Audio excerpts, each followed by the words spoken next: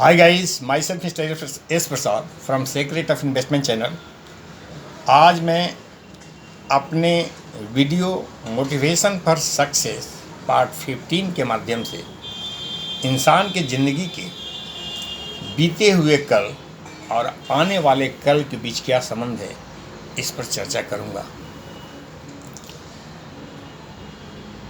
इंसान अपनी ज़िंदगी में जब आगे जाता है तो उसे पीछे मुड़कर भी देखने की ज़रूरत पड़ती है, वरना वह तो भूल ही जाए कि वह कहाँ से चला था और कहाँ जाना है, किस दिशा में जाना है। मनुष्य के जीवन में घटनाओं की पुनरावृत्ति होती है। इतिहास का अध्ययन इसलिए ही किया जाता है कि हम इतिहास में की गई अपनी गलतियों से सबक ले सकें, भविष्य में उसकी पुनरावृत्ति न कर सके, उसको दोहरा ना सके और हमारा भविष्य आने वाला कल बीते हुए कल से बेहतर हो सके। इसी पर इस छोटे से वीडियो में मैं चर्चा करूंगा।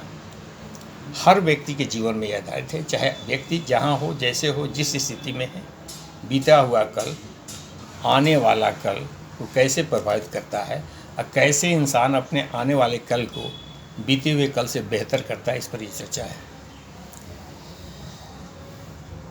पुराने समय की बात है। एक राजा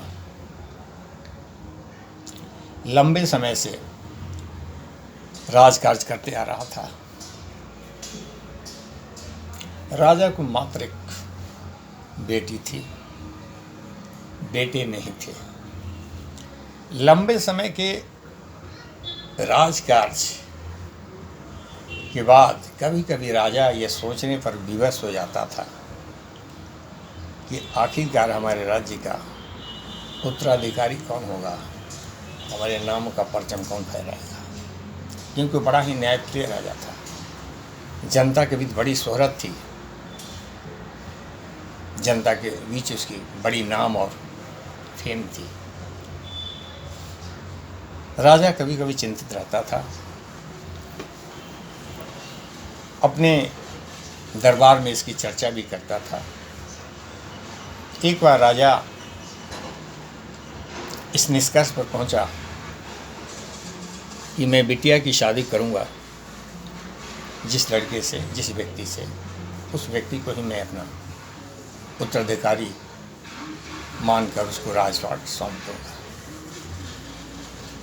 और यह विचार आते हैं उसने अपने मंत्रिमंडल में इसकी चर्चा कर दी और घोषणा कर दी। और उसने ये भी कहा कि आने वाले कल में हमारे राज्य की सीमा में जो भी व्यक्ति पहले आएगा उसी से मैं अपनी बिटिया की शादी कर दूंगा और उसे राजा घोषित कर दूंगा। मंत्रियों ने कहा, महाराज ये क्या कर रहे हैं, कहीं आपके विमर्श में कोई भूल तो नहीं हुई, पुनः विचार करें, क्योंकि बहुत बड़ी बात है। राजा ने कहा, नहीं, यह तो अब निर्णय हो चुका है। और वैसा ही हुआ। दूसरे दिन उनके राज्य में पहला प्रवेश करने वाला कोई व्यक्ति, जो एक लड़का था, नौजवान, गरीब, फटे चिटे कपड़ों वाला, परंतु क्या, राजा ने उसको बुलाया और अपने अनुकूल बना करके बिटिया से शादी कर दिया और राज्य का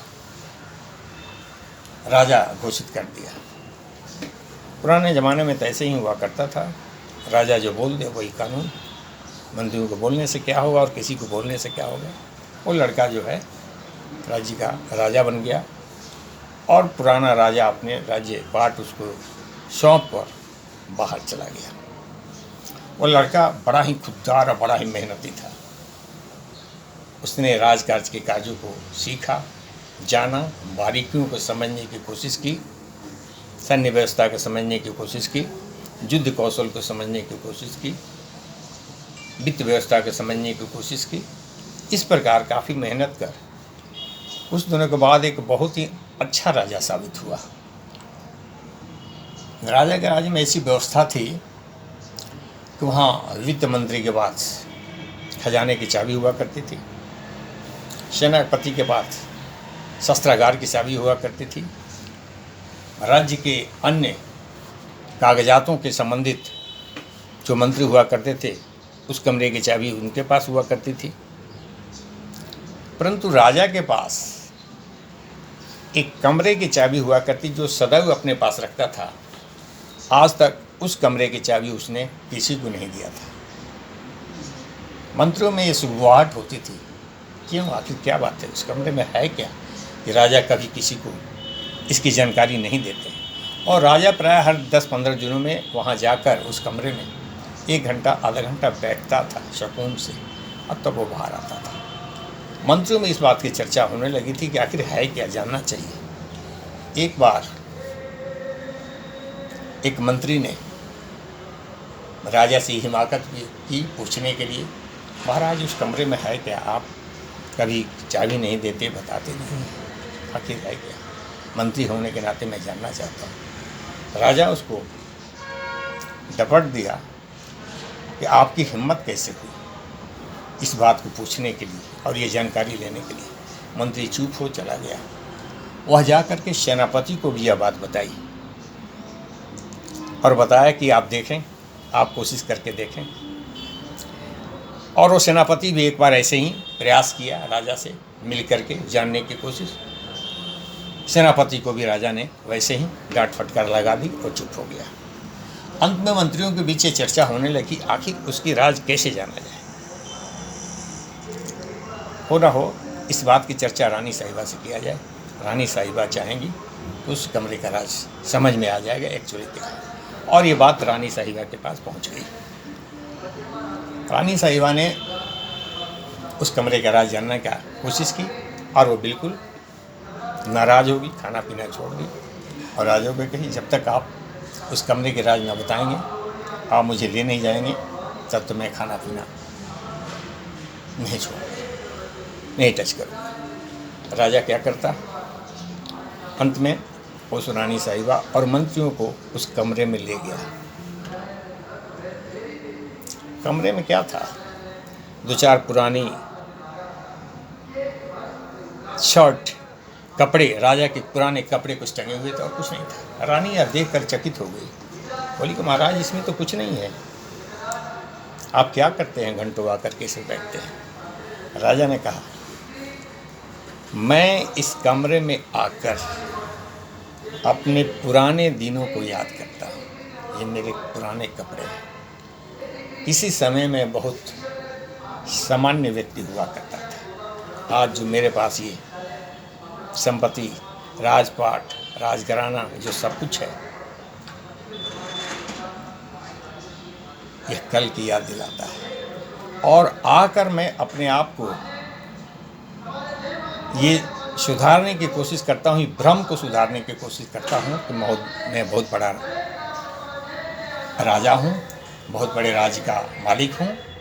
इस भ्रम को दूर करता हूँ और मैं अपने को बिल्कुल एक सामान्य व्यक्ति, एक ज़मीन से जुड़ा हुआ व्यक्ति पाता हूँ और इस प्रकार जनता की उचित सेवा कर पाता हूँ, भ्रम से रास्ता भटक नहीं पाता हूँ।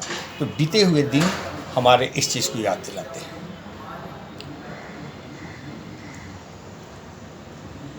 तो भूतकाल की जो घटनाएं हैं, इतिहासों का अध्ययन इसीलिए ही किया जाता है कि इतिहास में क्या हुआ, क्या क्या चीज़ें थी जिससे सबक लिया जा सकता है। और इतिहास के बाद क्या, हर ये व्यक्ति के साथ लागू है, समाज के साथ लागू है, देश के साथ लागू है, संस्थाओं के साथ लागू है, संस्कृति के साथ लागू है। भूत से भविष्य कैसे बेहतर हो सके, क्योंकि इसका मूल्यांकन, भविष्य का मूल्यांकन वर्तमान से और वर्तमान का मूल्यांकन भूतकाल से होता है।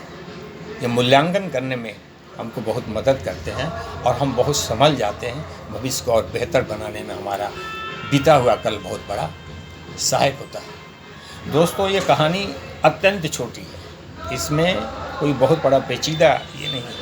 परंतु ये समझने के लिए बहुत बड़ी बात है कि हमारा बीता हुआ कल हमारे आने वाले कल या बीता हुआ कल और आने वाला कल में संबंध कैसे बेहतर हो सकता है, इसको हर व्यक्ति, हर समाज, हर देश अपने पर लागू कर बेहतर कर सकता है। दोस्तों, छोटी सी कहानी है, अगर पसंद आई हो तो वीडियो को लाइक एंड सब्सक्राइब करना ना भूलेंगे और अपने दोस्तों को शेयर करना ना भूलें। बाकी धन्यवाद, थैंक यू। अगले वीडियो में